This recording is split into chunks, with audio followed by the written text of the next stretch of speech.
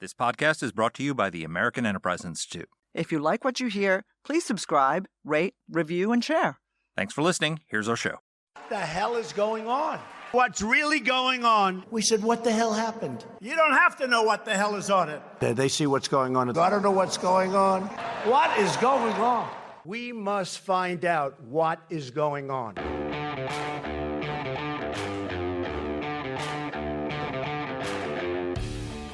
Hi, I'm Danielle Pletka. And I'm Mark Thiessen. Welcome to our podcast, What the Hell is Going On?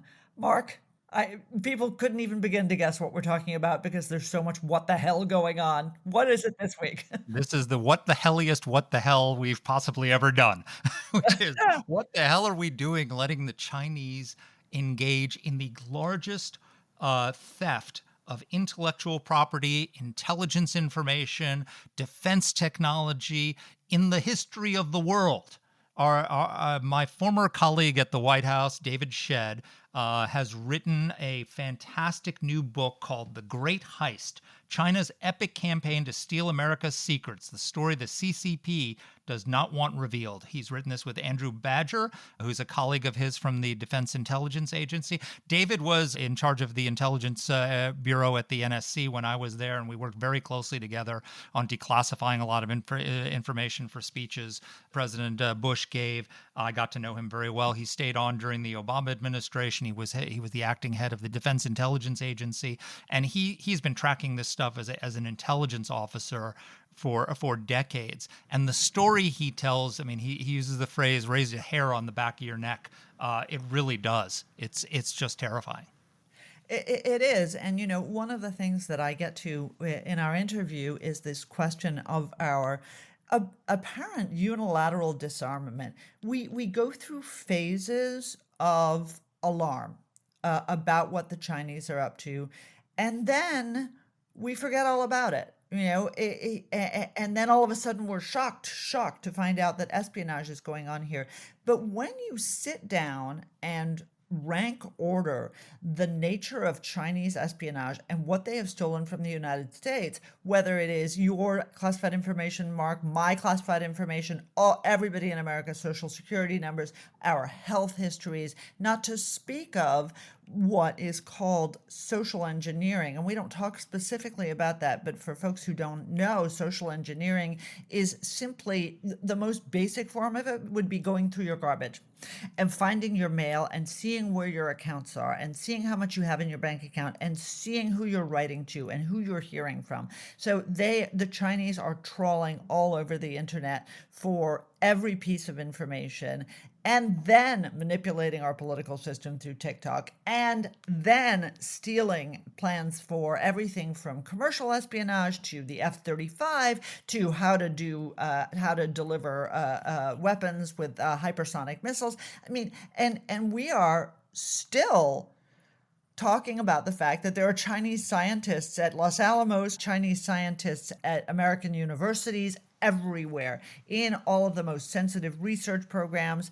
It's crazy. Yeah, one of the things that we noticed during the War on Terror, and that's where David and I worked together after 9/11, is that our enemies exploited our freedoms and our open society, right? That's how they hit us on 9/11, right? The Chinese are doing that in a different way. They're exploiting our freedom. They're exploiting the openness of our society to enrich themselves and to gain vital defense information that they will one day use against us. So you've got what David says in this book is that they've engaged in the largest scale illicit transfer of capital, technology, and data in history, and that's fueled their rise. From a third world backwater to a global superpower, we've fueled their rise through our negligence and allowing them to steal this technology. They've become rich through this. They've become a military power through this with weapons that they are going to use against us. And so they're stealing our technology, and at the same time, they're infiltrating our society. And we actually didn't get deeply into this question, but they're also, creating Trojan horses within our society, where they can get into our bank accounts, they can get into our shipping cranes, they can get into, they're laying all these traps for us. So if we ever get into a conflict with them, they can attack us from within as well.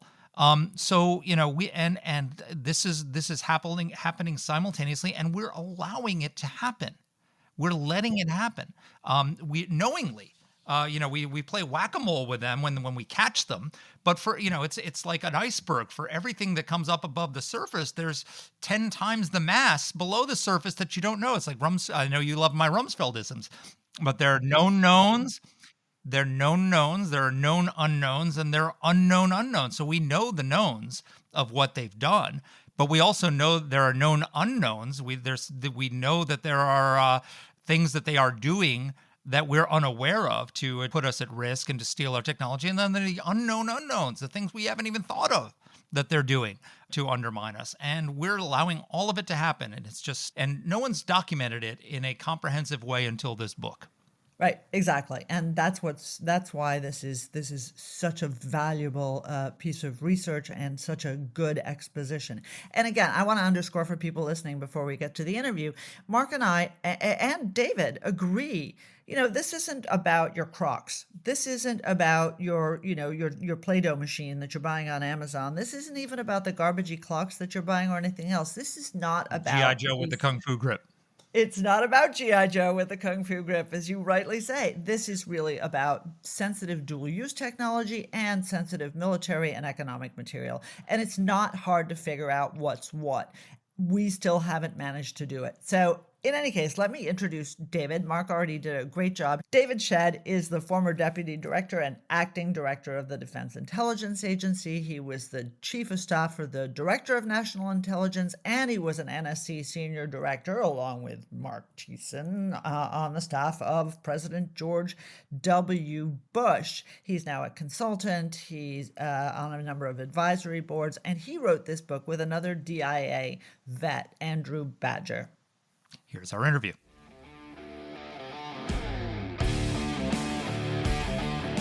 Well, David, welcome to the podcast. Thank you. Delighted to be here with you.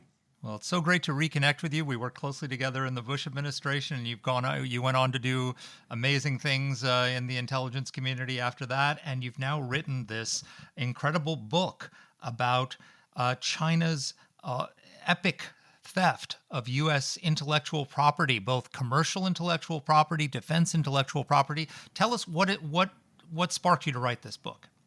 Well, a couple things did. One was the wake-up call that we've been seeing in terms of China's very proactive efforts to penetrate American industry, the economic sector, through Made in China 2025.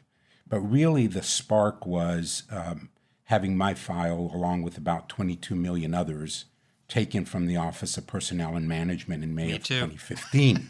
Exactly. Anyone that had a clearance. Me too. Exactly. So you know exactly what I'm talking about. And thinking about having had a career at CIA and as a collector on the operational side, what a treasure trove that would be. That then is followed by the Equifax attack, one of the three major credit bureaus, of which somewhere on 145 million or thereabouts, the financial data was taken. And then you have the healthcare sector in which the data is taken. And I go, this is different than anything I ever saw in the early years of my career in the 80s with the Soviets, prior to obviously the collapse of the Soviet Union in December of 1991. And so that's really the spark to it. And then once you started having the scary interviews with people from the Bureau and elsewhere, and prosecutors from DOJ, particularly under the Trump administration, round one in post-2016, that really awakened me to the reality that we need to speak up about this. reading through this, obviously, we all know the top lines, right? The Chinese are stealing secrets from us. We know, we know about the big attack on the Office of Personnel Management, and other things. We know, for example, that they stole the plans for the F-35 as well. So, we know what they're up to as a general matter, but one of the things stood out to me, and I want to get into sort of some thematic issues as well, but I want you to tell us first, to draw people in a little bit, about LinkedIn. Well, LinkedIn is a very interesting approach now being used by the Ministry of State Security. And for the audience, we're talking about not the CIA or the FBI as standalone agencies, but rather a combination of the CIA, the FBI, the National Security Agency, and I would go on to say geospatial and all the rest that we would call the intelligence community under one roof, 300,000 strong, using everything from cyber, as we've seen with the Typhoon attacks, all the way to human operations. For human operations, what we're really talking about is targeting data out of LinkedIn. Approximately 30,000 emails go out from the MSS to targets based on access to LinkedIn with all kinds of offers, consultancy offers, all sorts of things that I would have applied in my tradecraft of trying to reel somebody in at least for a first contact. And so 30,000 per hour, according to the FBI, is what they're seeing LinkedIn being used for. And it's a rich targeting environment in terms of finding individuals who, frankly, post too much information on LinkedIn about their background and all the rest, actually doing the work for the MSS in advance to actually delivering the targeting information that they have to then flesh out at their end. So let me just ask you a quick follow-up. So you mentioned 300,000 collectively involved in these efforts. How big is the entire USIC in comparison, the intelligence community? The unclassified number puts that at about 100,000, and that's, and there's the big 5 agencies, and it's all known out of the 18. But that would be the NSA, CIA, FBI, and so forth in terms of the large one. Then you have all the smaller ones. But what's interesting to me is that under Xi Jinping post-2012, and then the launch of Made in China 2025 in 2015, the MSS has doubled in size. And it has effectively gone from being, if I can be so blunt, a third-rate service that I never really took all that seriously, maybe involved in knockoff products that you saw out on the sidewalks of Beijing and Shanghai and so forth, and Guangzhou. Now you have a world-class service with capabilities dedicated to the Great Heist and managing that, and they have supremacy for the collection and the processing of intelligence over the People's Liberation Army, which is really the other large entity that, alongside of the Chinese Communist Party, 80 million strong out of 1.4 billion people, is really effectively the engine for this great heist.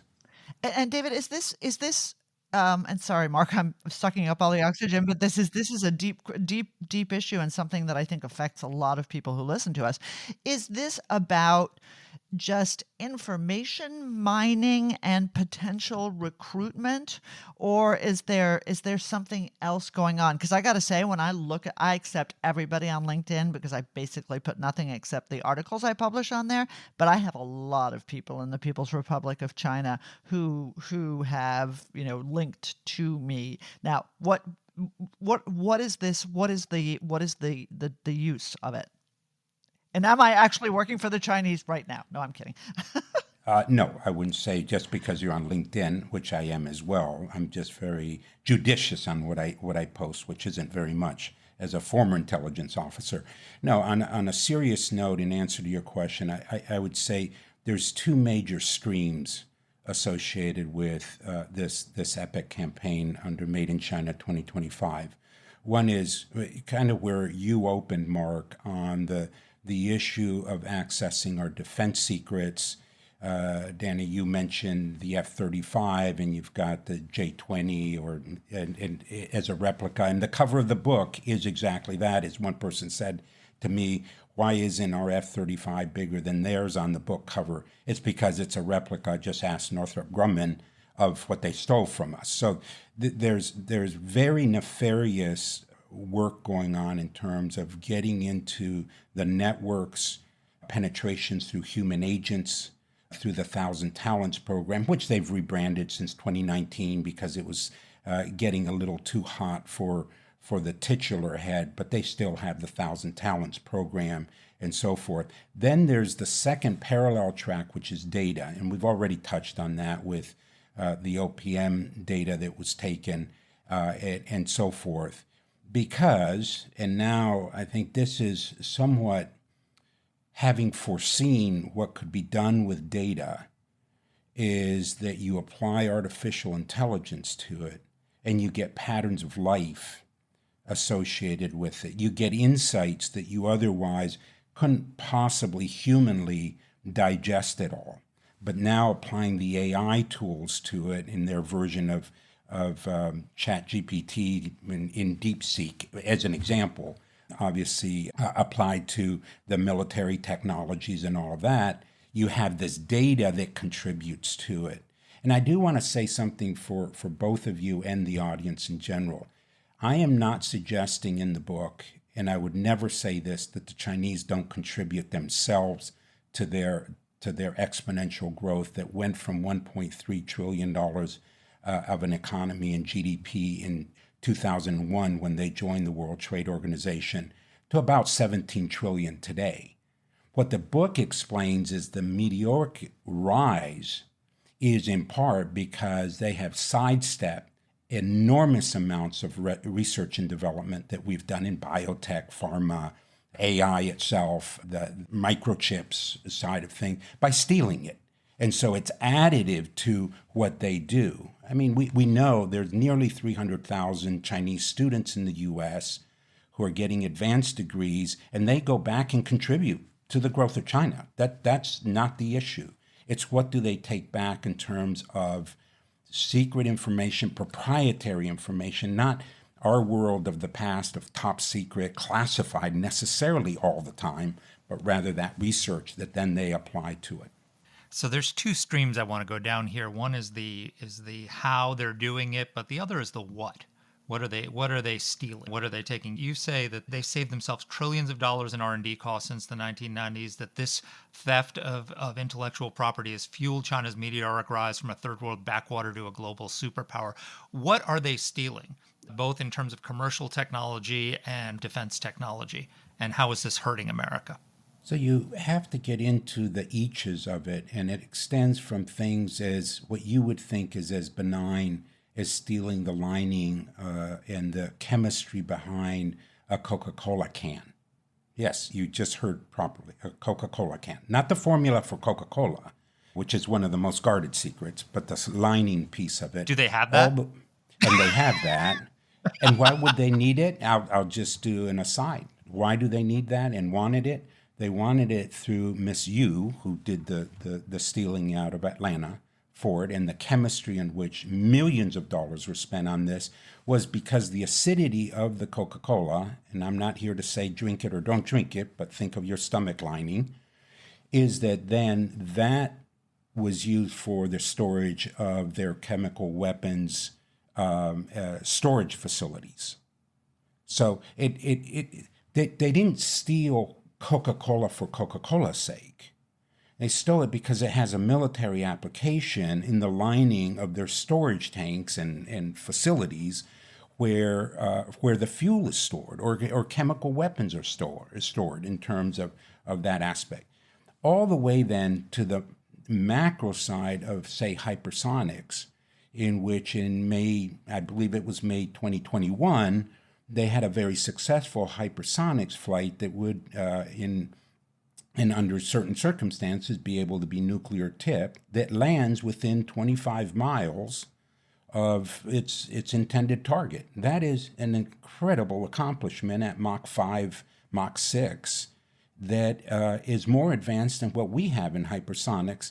And where did they get some of that talent? They don't steal, in the case of hypersonics, the entire hypersonics package. They steal the know-how out of Los Alamos with over 160 Chinese scientists at Los Alamos at one point in wind tunneling, fluidity, and other sorts of aspects of that. So it runs a very wide range of stealing the entire technology, as they did with the driverless cars for Tesla, and what Elon Musk has acknowledged was the $1 billion thumb drive that was taken out. Apple stopped going forward. I believe it was in 2017, according to Tim Cook himself, with a driverless car, with Apple's investment in that, having had that source code stolen. So it ranges from the impact to Wall Street, to Main Street in terms of jobs, and then, of course, to the defense industrial complex that affects us in our security.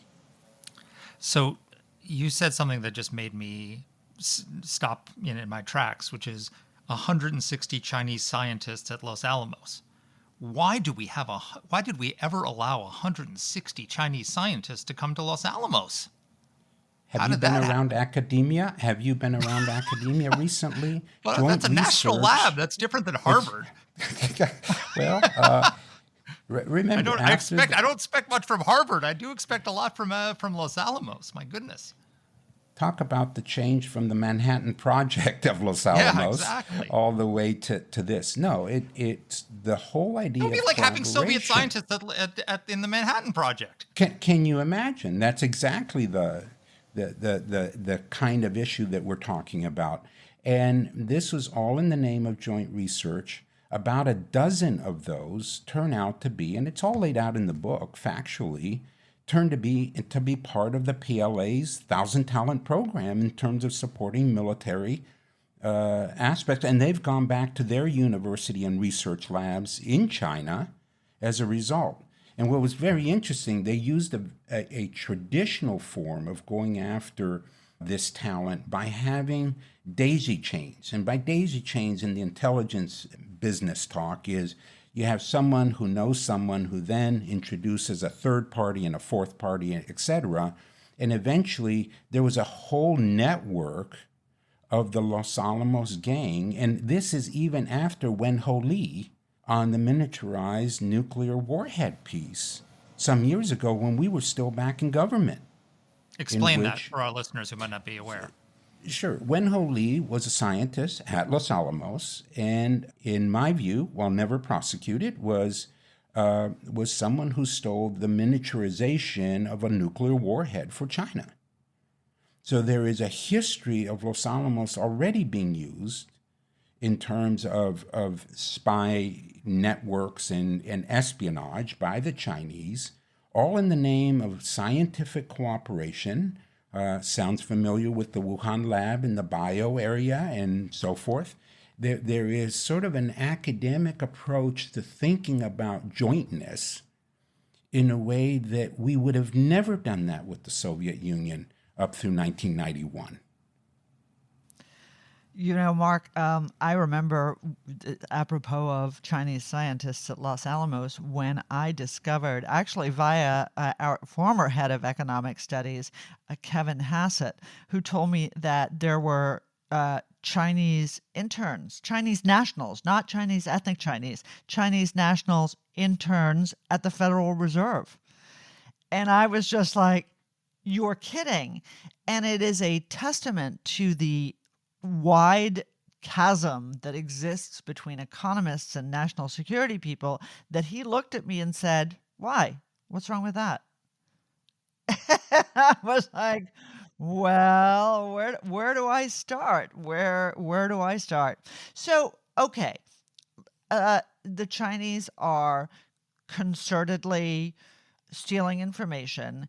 They are concertedly working jointly, intelligently, effectively to advance their weapons programs, to advance their nuclear programs, to advance their missile programs, and to protect their chemical weapons, their illegal chemical weapons programs, because of course there's the Chemical Weapons Convention that bars having these things, and I'm sure China is a signatory. So all of these things are going on and have been going on now for many, many, many, many years. When it was the Soviets, we were all looking behind every bush for a commie. When it was the Soviets, people who, thank God, are a little bit older than me, there are one or two left in America, were hiding under their desks doing civil drills in school. We are basically buying everything we can from China, helping Xi in. We've got our president who is now wants to quote unquote help China. He's heading off there to meet with Xi Jinping. We've got higher tariffs on the companies that moved out of China to Malaysia and Vietnam than we actually have on the People's Republic of China. Isn't a big part of this story shame on us? Absolutely. This is something that, if you read more than the tea leaves, in 1986, Deng Xiaoping gave a seminal speech. Interestingly enough, he did it in front of the Japanese audience visiting Beijing, in which he lays out in very Chinese fashion, not a straightforward read, that there could be this coexistence between the socialist, Marxist, Chinese Communist Party rule and controlled capitalism. And so Xi didn't invent this in 2011, 2012 when he comes to power and when he launches Belt and Road, which for your audience is the soft power version with hooks in it, by the way, as we've seen with ports and other sorts of things where they invest, with this great heist associated with this.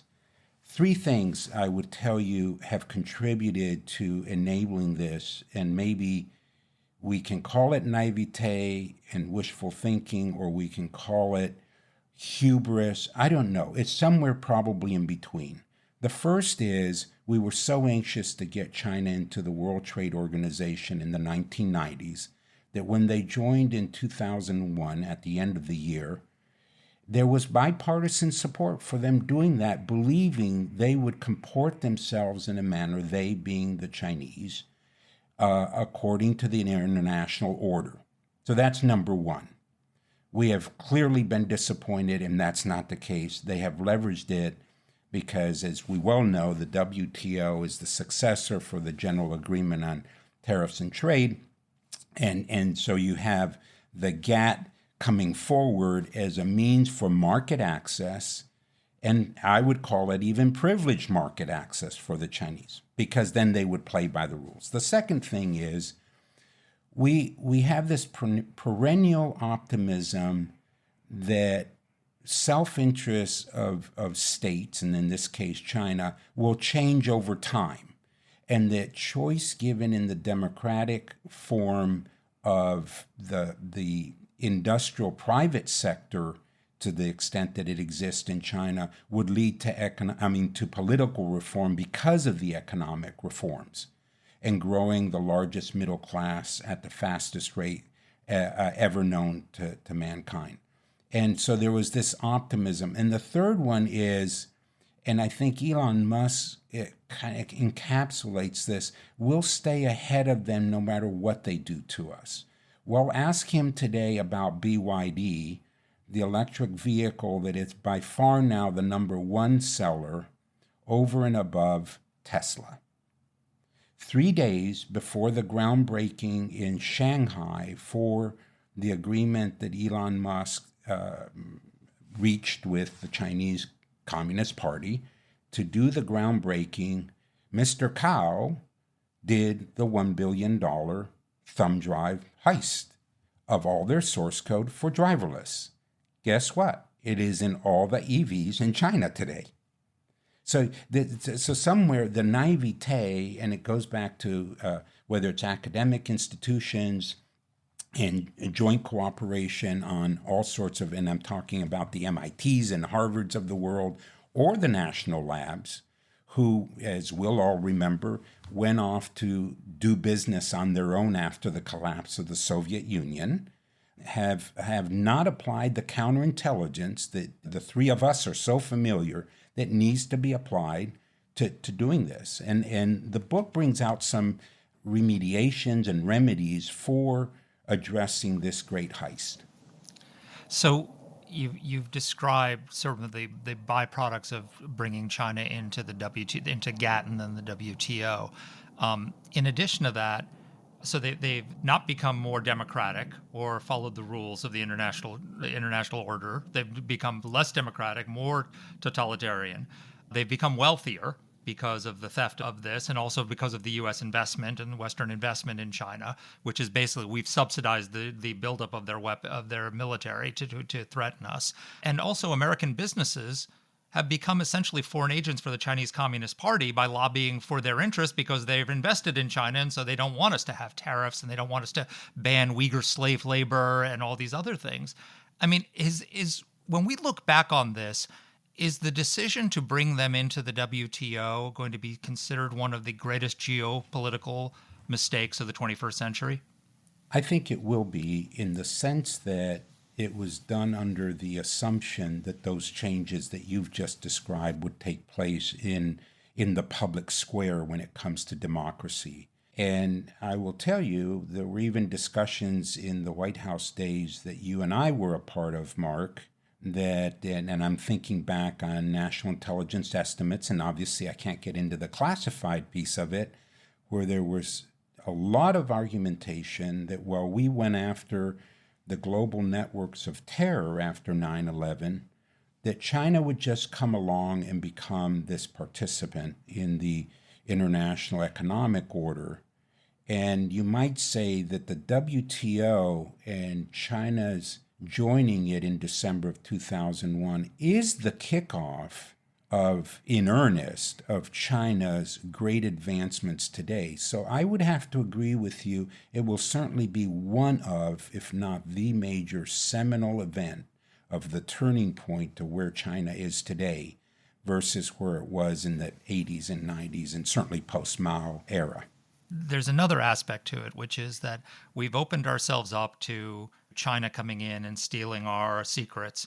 But we've also, through our investment, become more dependent on China for our own economy and for things we used to make for ourselves, right? So Congressman Mike Gallagher was on our pod a year or so ago. And one of the things he pointed out is that we are dependent on China for the energetics that go into our missiles that we will be using to target them. So the Chinese have stolen our missile technology to build their missiles, and then they've made us dependent on them for the energetics for our missiles. I mean, in what world did the national security geniuses of the United States government allow that to unfold? Well, I want to do a shout out both to Mike and the great work that he's done and had done until he left Congress, and is a big contributor to the book, by the way.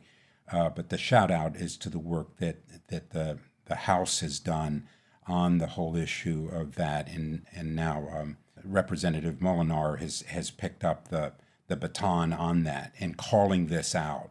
You're right to almost have the hair stand on the back of your neck. On what planet would you think that that's a good idea to have them in your supply chain?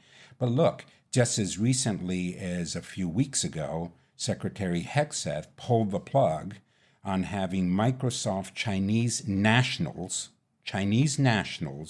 checking on DoD's cloud capabilities.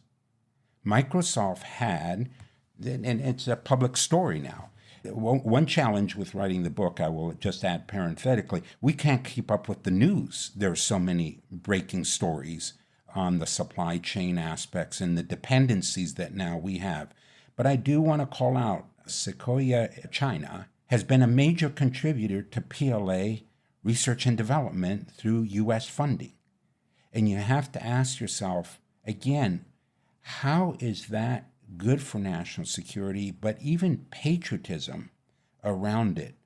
You have you have investments from the U.S. in BYD at the tune of $200 million, and then Chinese investments are all over Silicon Valley in startups, and they don't need to put in much to be able to have a foothold in that. And the book gets into that as well, and how they've leveraged that.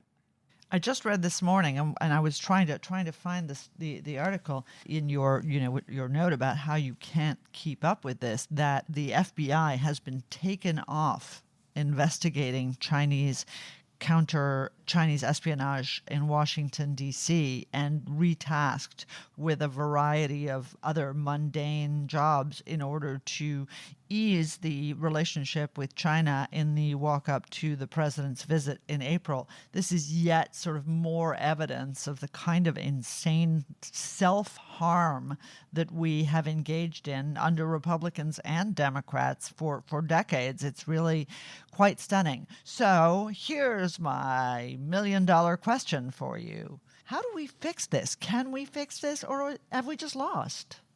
No, I'll never. I'm a glass half full. There was never a target that I didn't think I could recruit, and so forth. So I'm generally an optimist in that I think there's still time to do at least a partial, if not a complete reversal.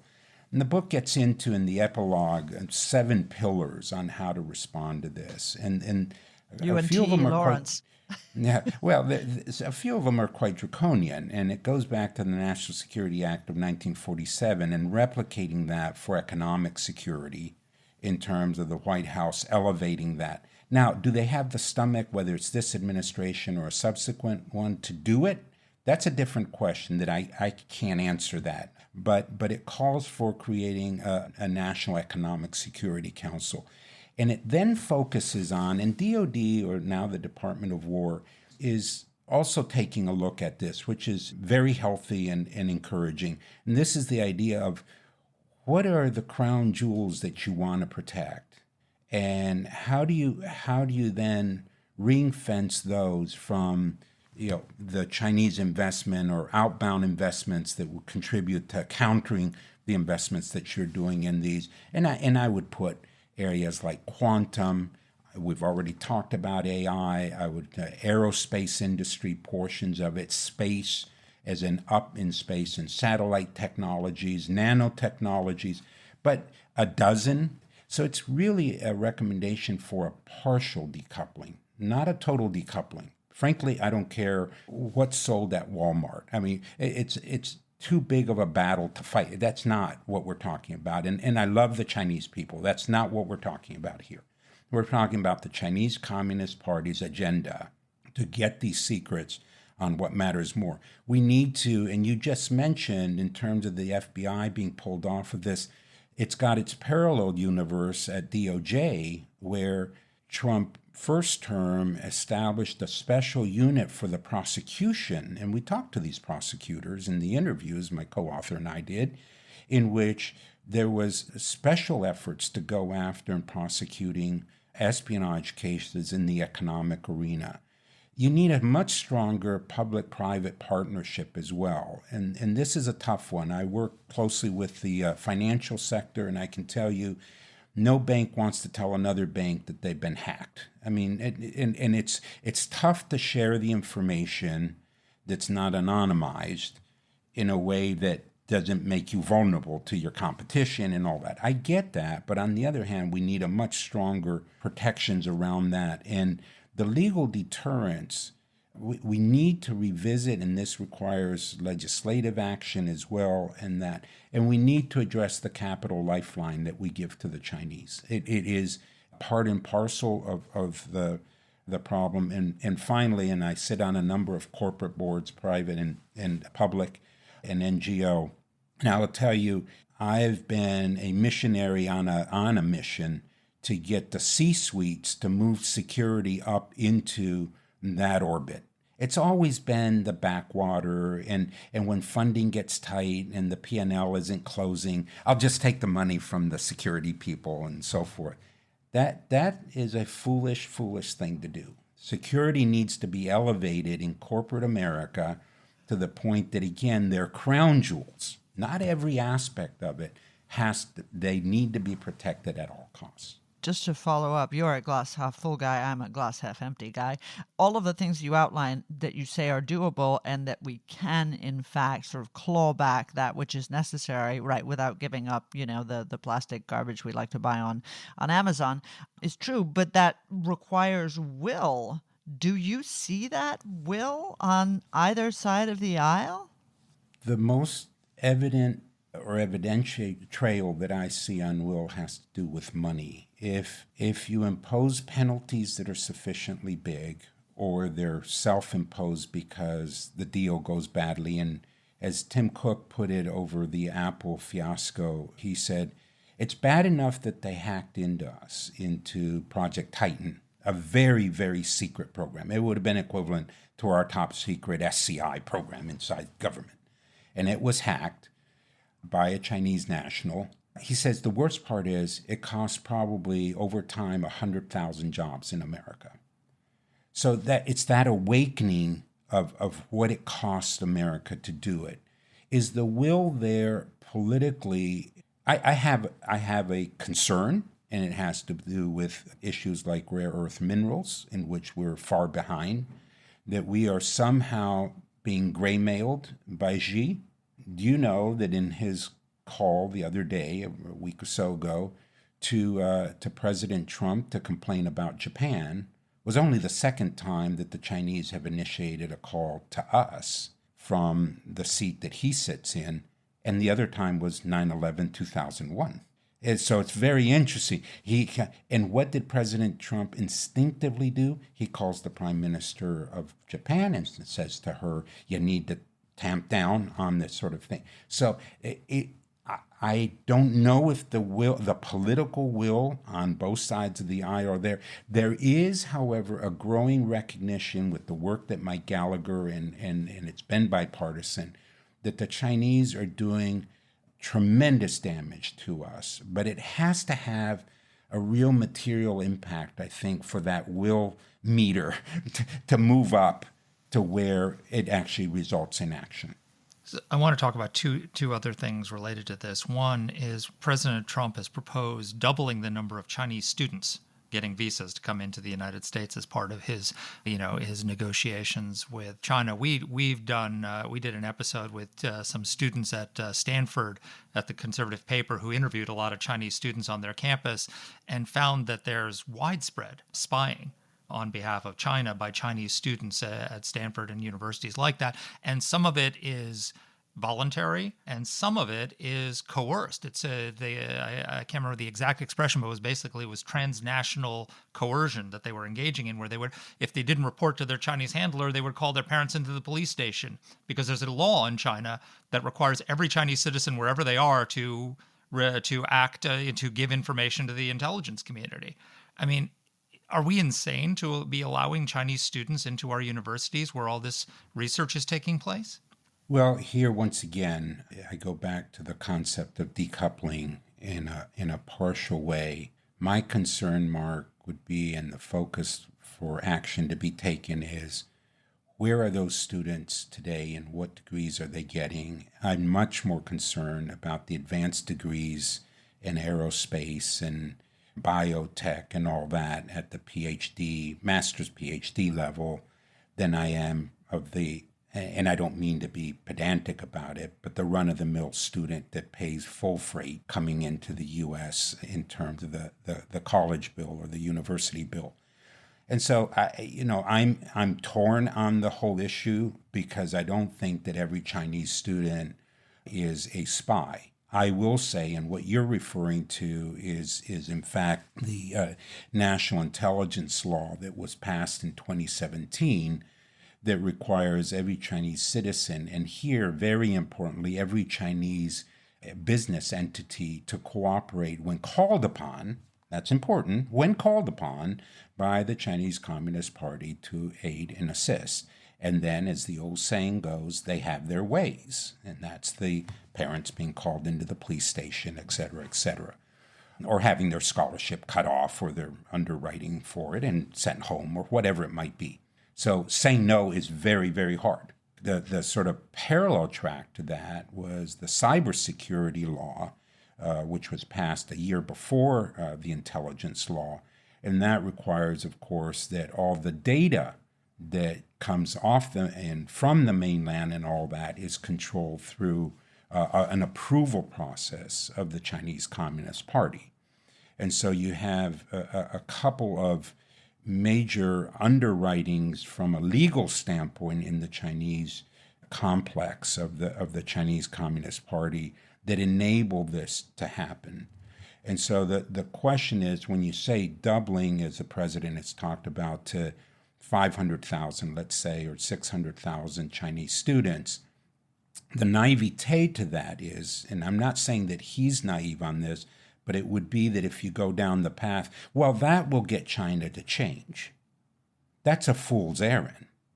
That's absolutely not going to happen, because you have more Chinese students here going back to the motherland, or the Middle Kingdom in this case, and working for whatever parastatal or so-called private company in China, which in my view, there is no totally private company in China when the Chinese Communist Party wants it otherwise. And then the other question I wanted to ask was about if they're doing this to us, they're certainly doing it to other countries. There was a story recently that the Ukraine Security Service arrested 2 Chinese nationals that were trying to steal classified military technology related to their Neptune cruise missile that they've developed there. One of the things that has deep implications for China in the Ukraine war has been the development of sea drones. The Ukrainian military, Ukraine without a navy, has been able to sink half of the Russian Black Sea fleet using these self-developed sea drones that have really advanced over the last 3 years, where they can now take down planes, they can take down ships, and it's forced the Ukrainian Navy this Russian Navy out of Ukrainian territorial waters. That has huge implications for China's designs on Taiwan, because if the Russian Navy can't get into Ukrainian national waters, that same technology can be used to stop a blockade or a Chinese naval advance on Taiwan. Should we be worried that the Chinese are in Ukraine trying to steal this technology so they can counter it? And how do we as a country with an interest there, prevent that? Well, I go back to the fact that the MSS has doubled in size. That is not a benign outcome in terms of their capabilities to now be a global service, a serious global service, to meet those requirements. And it's very interesting, as someone that in our time at the White House, where the policymakers would set the requirements, the Chinese Communist Party, through party congresses and that, put out the requirements and then really leave it to the MSS to go collect it on behalf of their liaison relationships, or maybe their joint duty programs with the PLA Navy, PLA Air Force, and PLA rocket forces and all of that, to meet those requirements. And they have not only a global reach, they have a global presence. If you take, for example, the size of the embassy today in Belgrade is a world-class embassy. I'm talking of the Chancery, with a very, very large MSS presence. Why? Because they carry a keen interest in what happens in the Balkans. You say, well, why the Balkans? Because it's a part of the gateway to Russia and into Central and Western Europe and all the rest. So their role and their footprint, if you will, has grown dramatically and meeting the requirements. And they're doing this, and we saw this. It's interesting, if you go through the military parade that took place just a few weeks ago in Beijing, and where Kim Jong-un was there from North Korea and Vladimir Putin attended, and sort of the axis of authoritarians there and all that, they were showcasing stolen technologies there from around the globe, not just the United States. And we know that the Ukrainians have been masterful in the drone technology in terms of responding to the Russian barrages and attacks in ways that I think our own Pentagon is looking at in terms of creativity. But this goes, Mark, to the alliances now that are being created and are hardening around the globe whether it's in the BRICS context of the countries that fit into that, or at a tactical level between or among a China, Iran, China, Russia, China, North Korea, which they've had a long-standing relationship on sharing technologies and partnerships. But those are deepening now in terms of going after what you said. Is all lost on that? No. You need capable counter services, and you need a counter heist to it. So the whole idea would be how do you engage, and I don't want to get into classified information here, but think about if you can counter those weapons by having access to them first so that they malfunction when they get used, that becomes a real benefit to our forces in terms of going on the offense when those weapons are better understood as well in working, let's say, with the Ukrainians. So, Mark, I think you wanted to switch topics quickly at the end of our podcast. I'm done with my questions, and why don't you change gears rapidly to keep up with the news and sail us out of this harbor? Well, absolutely. So I wanted to tap into your expertise on other subjects. And one of those is there's been this controversy about Pete Hegseth reportedly authorizing a double tap strike on a Venezuelan drug boat in the Caribbean.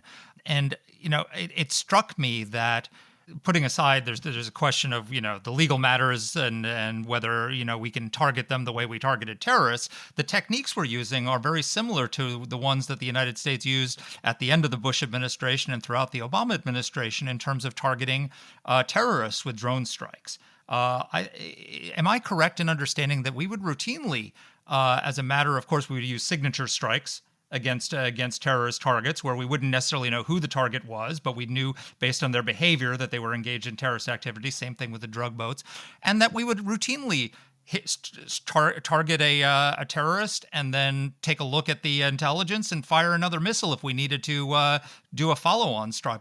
Is there anything inherently wrong with a double tap strike against a legitimate target?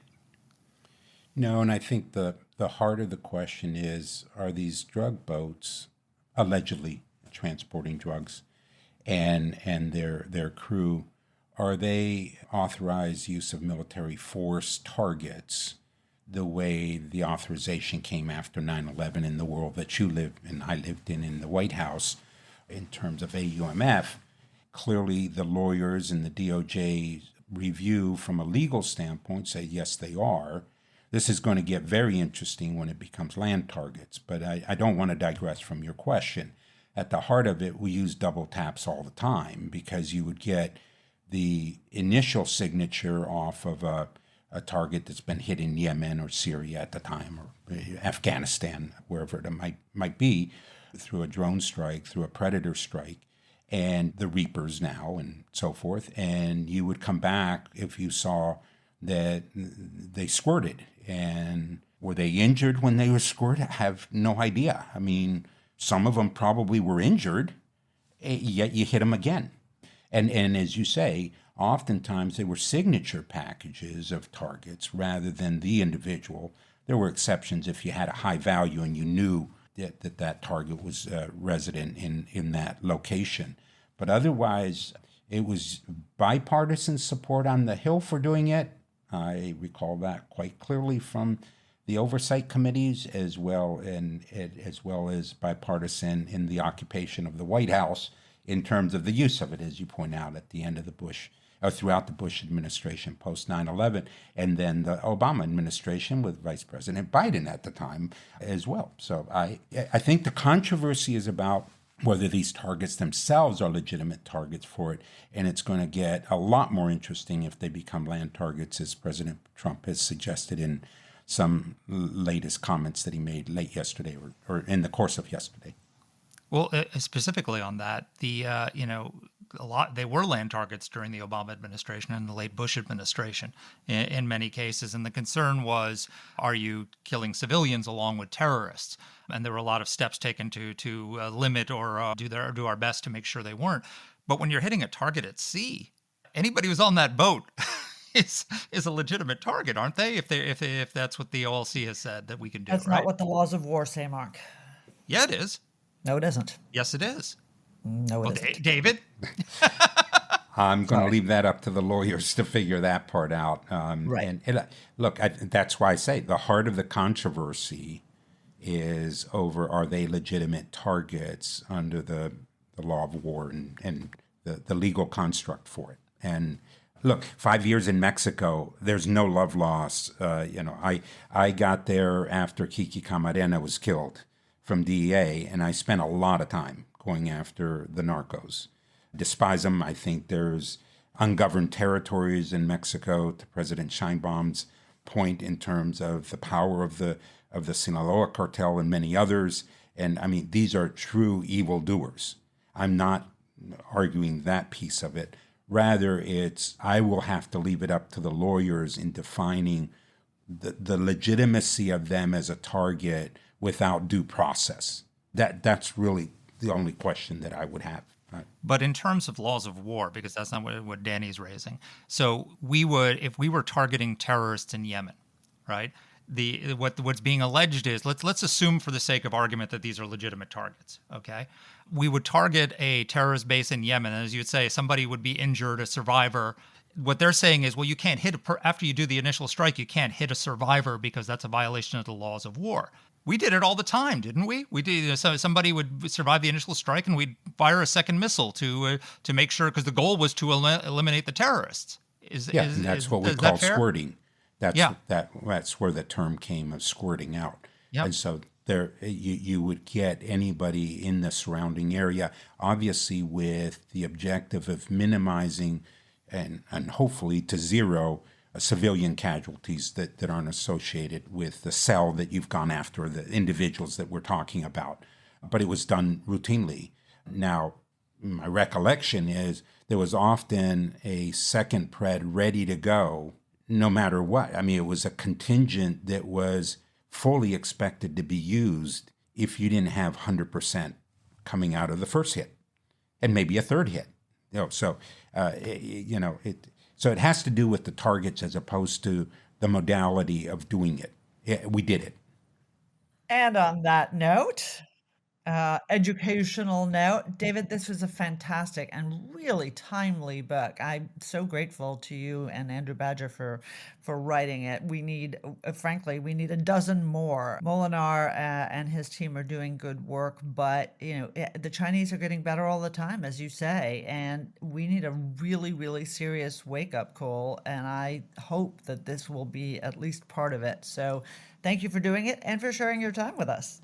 Well, thank you, and pleasure being with you, Mark. Great to see you again. Great to meet you, Danny. All right, thank you, David. Take care now.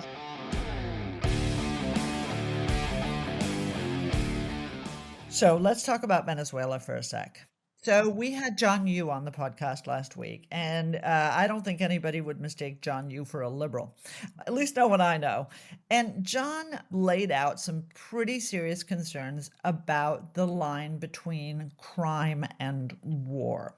And in so doing, highlighted a number of difficult ambiguities. And I will say, I don't think these are slam dunk or easy peasy.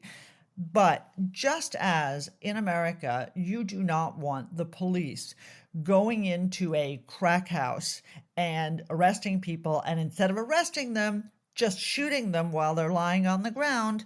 Generally speaking, in war, especially if you're dealing with contraband as opposed to terrorists, which is what Mark talks about in the interview, the idea that you are taking out the ship and that there are a couple survivors and that you are then picking them off and murdering them seems to me to be a little bit over the edge of what is strictly necessary and appropriate. And if you argue that we are at war, again, the laws of war suggest that if you have hit a target and there are people who are no longer in a position to cause you harm, the idea that you're going to then storm in and murder them is actually a war crime, for which a German U-boat captain after Nuremberg was hanged. Yeah. So a couple of things. Number one, there's the legal case of whether or not attacking them at all is legal, right? Yeah, Which is what we got into with John. And John actually if you left out the part where John talked about how we could be at war with Venezuela, which is a state in which narco terrorists are acting on behalf of the Venezuelan state, and so therefore it might be legitimate from that point of view, though he doesn't support the idea that you can use the same rationale that we used against terrorists. But let's put that argument aside for a second, because the Trump administration has gotten an OLC opinion saying that the terrorist designation does give them the authorization to strike these boats. So put the legal argument aside for a second. Let's assume, for the sake of argument, that the campaign in and of itself is lawful. There is no obligation to not do a double tap strike and take out the remaining terrorists if they're terrorists. We did it all the time under Barack Obama and George W. Bush.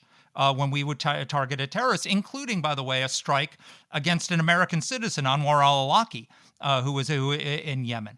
If we would, as David points out, we would often have a second Predator drone hovering over the terrorist target to make sure that if anybody squirted, which is a term of art in the intelligence community, from the first strike, we could get them with a second strike. Thank you for introducing that into our podcast. Exactly. And so, the whole argument stems over whether it's legal or not in the first place. If it is unlawful, then none of it's lawful. But if it is lawful, if they've designated them as foreign terrorist organizations and specially designated terrorists under the laws of war, and if they are, then there is absolutely nothing wrong with eliminating the entire target.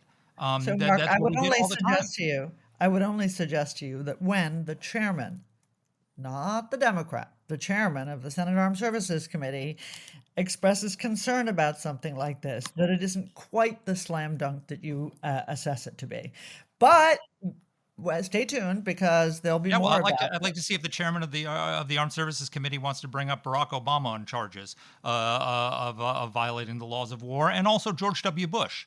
Because we did double tap strikes on terrorists under the Bush administration. We did double tap strikes at 10 times the rate under Barack Obama. I think he did over 550 strikes, including many double tap strikes, signature strikes, which means you're not actually targeting, we know that Osama bin Laden is in that cave and we're going to take him out. That they're just acting like terrorists based on the signature. We don't even know who's in the target. We just took them out. That was done on a regular basis by the United States military. We're doing the same. Every technique that's being used in this campaign was pioneered by Barack Obama in his drone campaign. And so, if you want to, bring up Pete Hegseth and Donald Trump on war crimes charges, let's bring up all the officials in the Obama administration too, and maybe some of us in the Bush administration. Well, folks, you may be tempted to bring Mark up on charges. There are people who want to. For this lawless exposition. I am not, because I love him and wish him all the best. But stay tuned. He's got a piece coming on this. And your husband is a lawyer who can defend me, can't he? I don't think he's going to defend you. I think he's on Team Danny on this one. But well, he has no choice. Also true. I'll have a cocktail the other, and I'll have a cocktail with him separately, and he can tell me what he really thinks. Exactly. I hope everybody had a fantastic Thanksgiving and didn't argue with their relatives as Mark and I argue with each other. And we will see you next week. Take care.